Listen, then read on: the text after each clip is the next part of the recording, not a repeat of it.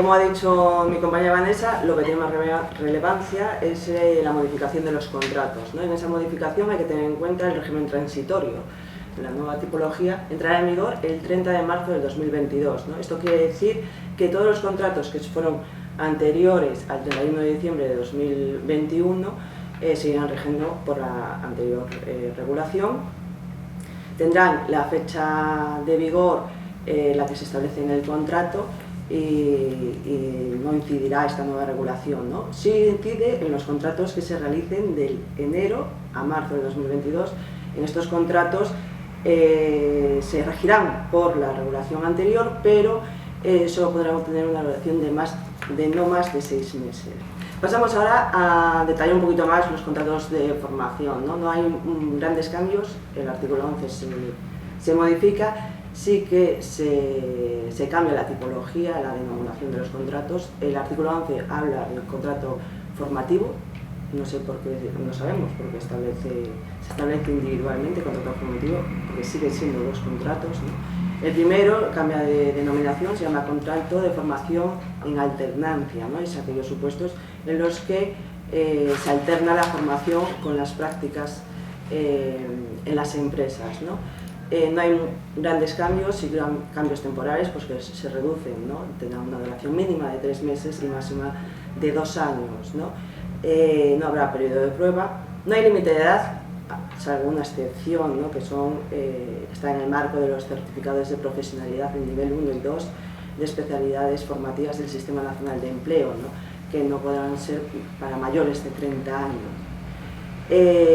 Muy importante es que tiene que haber un plan de formación individualizado, se realizará por el centro formativo en colaboración con la empresa, que ese plan de formación tendrá que ir anexado al contrato de trabajo, con lo cual tenemos contratos de trabajo voluminosos en ese sentido, ¿no? Tampoco sabemos en qué consiste o qué quiere el gobierno, en qué consista ese plan de formación individualizado, pero bueno, con el desarrollo reglamentario nos imaginamos, ¿no? que tendremos más luces sobre esto. Tendrá que haber 2 tutores, un tutor del centro de formación y un tutor de la empresa, que esto también genera su importancia, y en la retribución se establece unos mínimos, ¿no? Se establece según lo que establezca el convenio colectivo para estos contratos. En caso de que el convenio colectivo para estos contratos no establezca, la limitación será que no podrá ser inferior al 65% en el primer año y 75% en el segundo año respecto a la retribución fijada en convenio para su grupo profesional. Nunca podrá ser inferior, eso sí, al salario mínimo interprofesional, y todo ello obviamente teniendo en cuenta el tiempo de trabajo efectivo, ¿no? Que no podrá ser el primer año superior al 65% y el segundo año superior al 85%, ¿no? El otro contrato es el contrato para la obtención de una práctica profesional, que es el contrato en prácticas de la regulación anterior. También sufre alguna variación también en tiempo, ¿no? Ya que no podrá ser menos de 6 meses ni tendrá un máximo de 1 año, ¿no? Se puede acortar estos plazos por convenio colectivo, ¿no? Se podrán realizar tantos contratos para la obtención de la práctica profesional como títulos se tenga, y solo se podrán realizar en los 3 primeros años del fin de los estudios, ¿no? Realizados o de la obtención del título. El periodo de prueba sí que será 1 mes. En este contrato, en el contrato para la alternancia, no hay periodo de prueba.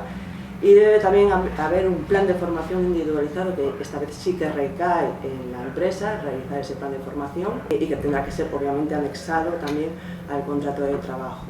La retribución, se establece que la retribución será igual que o con los mismos límites del contrato de alternancia. A los contratos temporales, bueno, pues debemos mencionar que ahora se limitan a 2 contratos, ¿vale? Los de circunstancias de la producción y los de sustitución. Se realizan una serie de cambios en estos contratos respecto de la normativa anterior. En los de circunstancias de la producción ahora son más exigentes en cuanto a las formalidades, porque debemos determinar cuál es la causa específica para la celebración de este contrato, cuál es su objeto y un poco a qué se debe esta temporalidad. Si bien es cierto que estos contratos son pueden realizarse para actividades normales de la empresa, tienen que ser para un incremento de la producción bueno, pues, en un determinado momento que no sea nuestra producción habitual. Además de esto, no pueden durar más de 6 meses y también es cierto que se modifica la concatenación de contratos. Cuando antes se hacían fijos los contratos que en un periodo de 30 meses estuviesen contratados durante 24, ahora se limita a que durante un periodo de 24 meses no pueda haber contrataciones de mayor tiempo que 18 meses. Es decir, de 30 a 24 pasamos a 24 a 18. Por otro lado está también el contrato de sustitución, ¿vale? En este caso sí que hay una pequeña modificación en cuanto a la causa objeto de este contrato. Ahora este contrato se realiza o se orienta a una sustitución de un trabajador con derecho a reserva de puesto de trabajo, un trabajador que puede tener una reducción de jornada o incluso se puede sustituir un puesto. En este sentido, ¿cuál sería un ejemplo? Pues un puesto de trabajo que se considera fijo de la empresa, pero estamos en un proceso de selección que no puede durar, también es cierto, más de 3 meses, pues durante esos 3 meses podemos tener un contrato temporal de sustitución. En cuanto a los contratos temporales, se elimina el contrato de obra y es común a ambos tipos de contratos, tanto a las circunstancias de la producción como a la sustitución, que hay cambios en cuanto a las cotizaciones, porque ahora se penalizan los contratos de duración inferior a 30 días, cuando antes se penalizaban los de duración inferior a 5. Hay cambios también, como decía, en cuanto a la encadenación de contratos, porque pasamos de que pasan a ser fijos los que en un periodo de 24 meses estén contratados durante 18, se incrementan las sanciones. Ahora las sanciones tienen un baremo entre 1.000 y 10.000 euros según su gravedad y están personalizadas, es decir, la sanción va por cada contrato que pueda estar en fraude de ley o que no cumpla la normativa. Y las indemnizaciones en cuanto a la extinción de contrato cuando se acabe la temporalidad se siguen manteniendo en 12 días por año. Esto en cuanto a los contratos temporales, que insisto, nos quedan estos dos. Finaliza el contrato de obra y entendemos que esto tendrá incidencia en las contratas y subcontratas y por eso se le da de mayor relevancia a la contratación de fijos discontinuos, que son los que se van a utilizar en este sentido, en caso de concesiones administrativas, contratas, subcontratas y en caso de las ETTs. En cuanto a los fijos discontinuos, si bien es cierto que antes se celebraban únicamente para situaciones estacionales o con una temporalidad pues determinada o fijada, además de esto ahora se pueden utilizar para trabajos de prestación intermitente. Como decía, se utilizan para contratas, para subcontratas y para concesiones administrativas o ETT, pero sí que aquí hay una nueva regulación en cuanto a la extinción, porque antes teníamos el contrato de obra para este tipo de servicios y ahora nos vemos que con una contrata que para nosotros tiene una temporalidad tenemos que extinguir un contrato con una duración indefinida. Por lo tanto, lo que se requiere es que en el momento que se acaba la obra o la contrata, la empresa debe intentar por lo menos reubicar o recolocar al trabajador.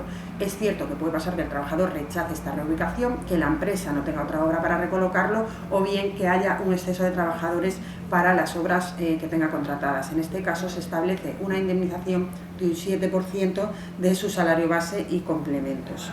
La normativa nueva pues es un poco más exigente en cuanto a las formalidades de este contrato. Ahora es obligatorio hacerlo por escrito, el llamamiento a los trabajadores fijos y continuos debe hacerse por escrito y se deben especificar las condiciones de su incorporación. Y además de esto, pues un problema que hemos tenido hasta la fecha, pues en infinidad de ocasiones, es el cálculo de la antigüedad en estos trabajadores y se determina y se deja tipificado que el cálculo de la antigüedad se hará por tiempo de contratación, o sea, por el tiempo que lleva contratado y no únicamente por el tiempo de trabajo efectivo. Otra de las cuestiones de relevancia y novedosas en esta normativa es en cuanto a la encadenación de contratos que decíamos antes, la concatenación, porque no solo se da en cuanto a la persona trabajadora, sino que el propio puesto de trabajo puede ser objeto de esta concatenación de contratos. Es decir, cuando un puesto de trabajo tiene una duración de más de 18 meses en un periodo de 24, pasa a ser un puesto fijo. Por lo tanto, no podría cubrirse con un contrato temporal por circunstancias de la producción o de sustitución. En cuanto a la modificación de los ERTE, se modifica el artículo 47, se añade un artículo nuevo, pues el 47 bis. No vamos a entrar en profundidades, ¿no? Simplemente lo que se hace es acortar plazos, flexibilizar el ERTE, ya que, como dijo mi compañera Vanessa, las empresas estarán abocadas a la contratación fija, el contrato fijo discontinuo, con lo cual tendrán que realizar este mecanismo de ERTE pues, varias veces, muchas veces, y tendrá que ser un mecanismo recurrente, ¿no?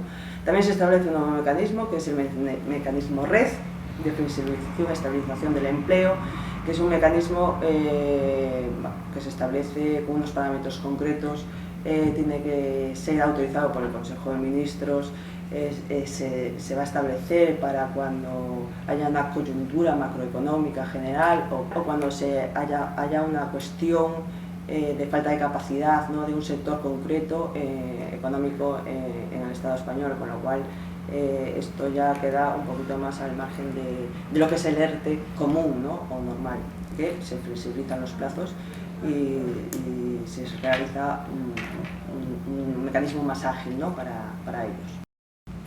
Bueno, hasta aquí una muy breve pincelada, ¿no?, esta nueva reforma laboral.